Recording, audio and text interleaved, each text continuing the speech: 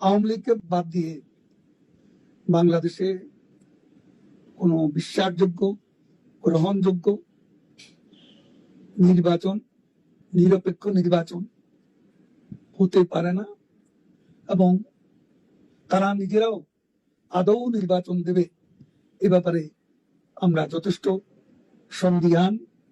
নির্বাচনের নামে আজকে তাদের যে অশুভ অ্যালায়েন্স, এই অ্যালায়েন্সকে নিয়ে তারা আজ সংস্কারের নামে গোটা জাতিকে বিভ্রান্ত করছে।